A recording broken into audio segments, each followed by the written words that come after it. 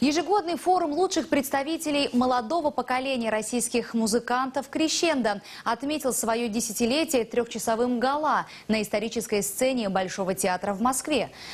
Проводимый под патронатом президента России Владимира Путина и при организации профессора Давида Смелянского и всемирно известного пианиста Дениса Мацуева. «Крещендо» представляет банк данных музыкантов-виртуозов, работающих с топовыми оркестрами и исполнителями, активно концертирующими по миру. Впервые на сцене Большого театра России выступил Государственный симфонический оркестр Татарстана под руководством Александра Сладковского.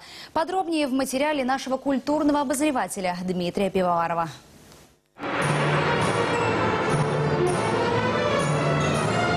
Это уже второе участие Государственного симфонического оркестра Татарстана под руководством маэстро Сладковского на фестивале «Крещендо». Попасть сюда – это значит внести марку международного уровня и определенного знака качества. Впервые это оценили в июле 2013 года в Сочи, сразу после церемонии закрытия 27-й Всемирной летней универсиады в Казани.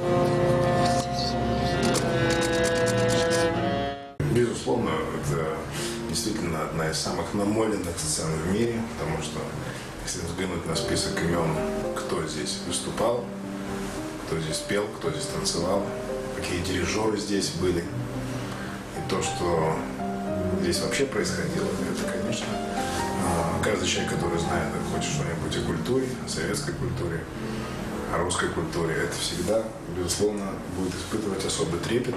Новые имена, новые лица, фантастические таланты, которые появляются у нас в стране и за рубежом тоже, о которых мы не знали до этого.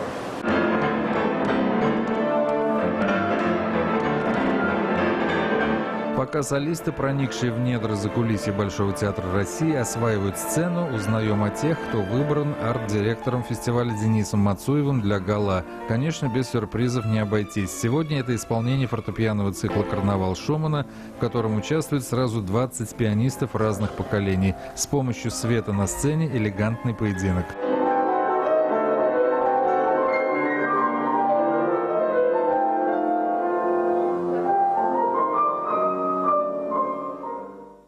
Молодость, такое ощущение, что вечная уже молодость, мобильность, профессионализм, фанатизм творческий. Я думаю, что это, конечно, касается многих фестивалей, которые в мире завоевали себе репутацию серьезных.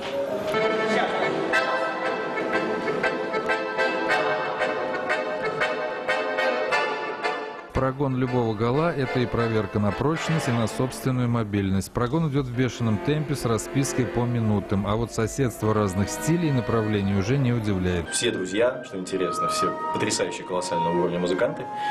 Поэтому, да, это просто, это то, чем сейчас живет весь мир на самом деле. Это наша культура.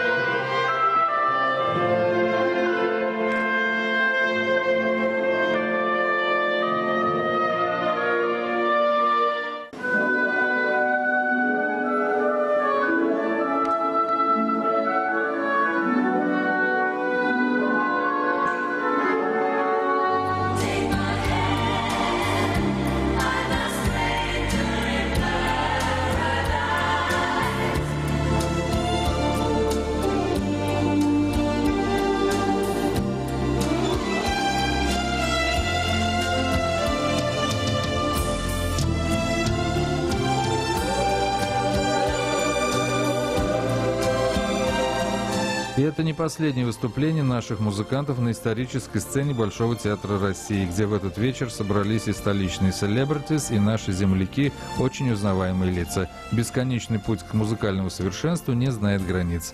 Дмитрий Пивоваров, телеканал «Эфир».